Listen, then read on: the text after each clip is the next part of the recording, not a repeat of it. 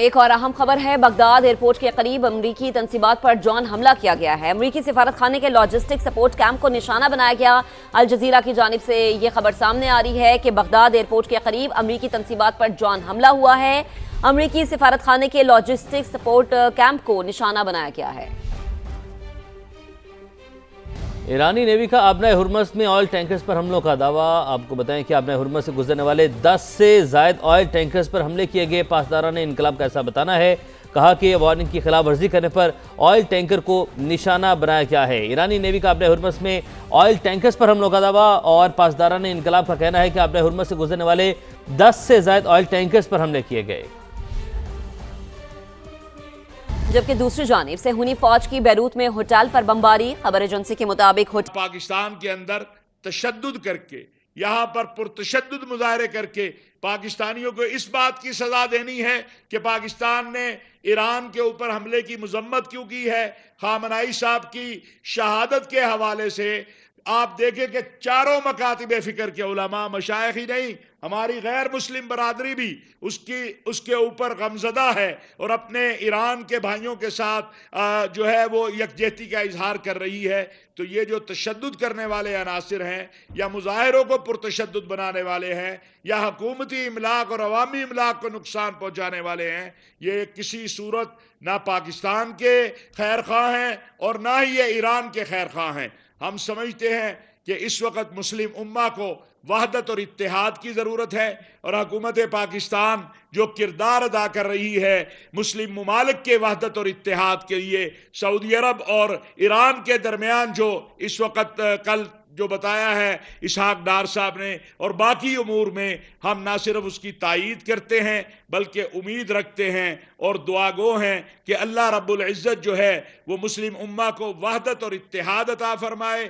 ہم تمام اکابرین، ابھی آپ کے سامنے میرے اکابرین بات کریں گے، ایک بار پھر میں ان کی طرف سے اپیل کروں گا کہ احتجاج، مظاہرہ پرامن حق ہے، لیکن اگر کوئی تشدد کا راستہ اختیار کرے گا تو ریاست کو حق ہے کہ پھر اس کے خلاف قانونی اور آئین کے مطابق جو ہے وہ کارروائی کرے۔ اور آخر میں دعوت دوں گا اپنے ان تمام ساتھیوں کی طرف سے ان لوگوں کو کہ جو ہمارے ساتھی، جو ہمارے پاکستانی بہن بھائی، جو ہمارے بچے گمراہ ہو گئے یا ان کے جذبات کو، ان کو غلط جو ہے راستے پہ ڈالنے کی کوشش کی، کہ آئین پاکستان اور قانون پاکستان کے مطابق وہ واپس آئیں۔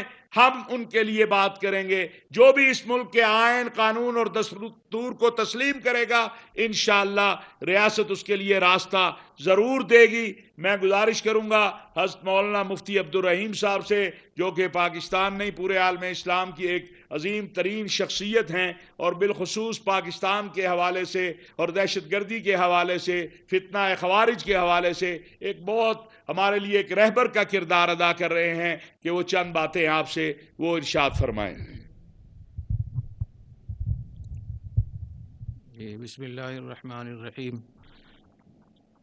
قومی پیغام امن کمیٹی کا یہ جو دورہ تھا بلوچستان کا، اس کو اس لیے ہم نے سوچا تھا کہ یہاں آ کر ہم اپنے افواج کو، اپنی پولیس کو، ایف سی کو ہم ان کا شکریہ ادا کریں گے، اور ہم حالات کا بھی ہم جائزہ لیں گے۔ تو 3 دنوں میں جس طریقے سے ہمیں یہاں کی انتظامیہ نے پریزنٹیشن دی، جو اعداد و شمار ہمیں دیے، ہم اس میں حیران ہو گئے، اور ہمیں اندازہ ہوا کہ ہمارے ملک میں بہت بڑے بڑے کام ہو رہے ہیں۔ اور آج ہم اس پریس کانفرنس کے ذریعے سے ہم یہ بتانا چاہتے ہیں، میں خاص طور پہ باقی تمام صوبوں کو بتانا چاہتا ہوں کہ جس طریقے سے وزیر اعظم پاکستان اور فیلڈ مارشل صاحب ان کی نگرانی میں جس طریقے سے یہاں کوآرڈینیشن کے ساتھ یہاں کام ہو رہا ہے، کہ یہاں گورنر صاحب ہوں، وزیر اعلیٰ ہوں، آئی جی ہو، ایف سی ہو، پولیس ہو، یہ سب مل کر جس طریقے سے کام کر رہے ہیں، یہ ایک قابل تقلید نمونہ ہے۔ تمام صوبے اس کی تقلید کریں۔ ہماری یہاں ملاقات سی ایم صاحب سے ہوئی، اور انہوں نے ماشاءاللہ ہمارے لیے افطار کا انتظام کیا، اور اس کی خاص بات یہ تھی کہ تمام اپنے کابینہ کے وزراء کو انہوں نے شامل کیا، اور حزب اختلاف کے لوگوں کو بلا کر ایک زبردست گلدستہ سجایا انہوں نے۔ تو میں سمجھتا ہوں کہ باقی صوبوں میں بھی اس کا اہتمام کرنا چاہیے۔ سیکرٹری داخلہ صاحب حفظہ شفقات صاحب نے جو ہمیں پریزنٹیشن دی، اس سے ہمیں اندازہ ہوا کہ کتنے بڑے پیمانے پر یہاں بلوچستان کے لیے، یہاں کے عوام کے لیے صحت اور روزگار اور اتنے سارے کام ہو رہے ہیں ماشاءاللہ۔ پھر ہماری شہداء کی فیملیز کے ساتھ بھی ملاقات ہوئی تو ہمیں بہت احساس ہوا اور یہ معلوم ہوا کہ صرف پولیس کے 1115 آفیسر شہید ہوئے ہیں۔ یہ بہت بڑا فگر ہے۔ تو ہم نے ان شہداء کی فیملیز کو ان کی حوصلہ افزائی بھی کی، ان کا شکریہ بھی ادا کیا۔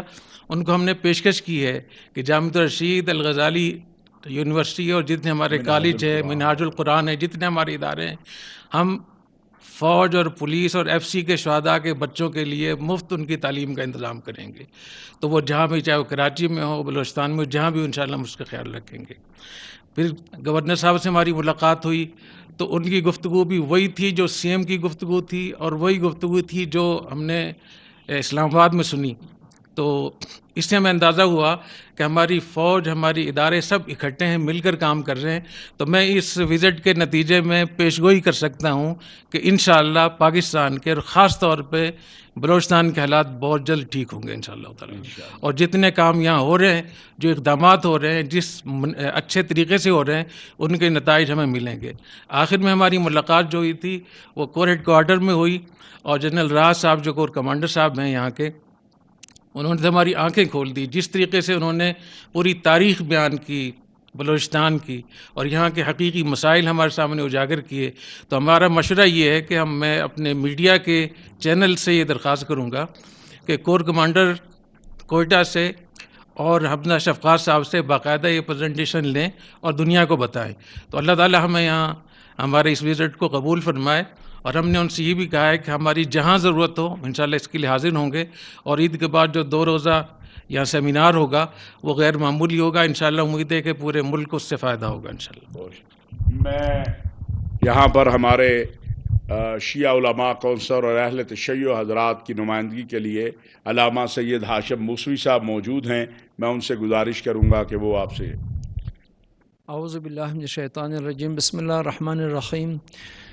کوئی ملک اس وقت ترقی کر سکتا ہے جب اس میں امن و امان ہو۔ اگر امن و امان کو دھچکا لگے تو اس کے مضر اثرات زندگی کے تمام شعبوں میں محسوس کیے جا سکتے ہیں۔ اللہ ہمارے اس ملک میں امن و امان قائم کرے، ہمارے ملک کے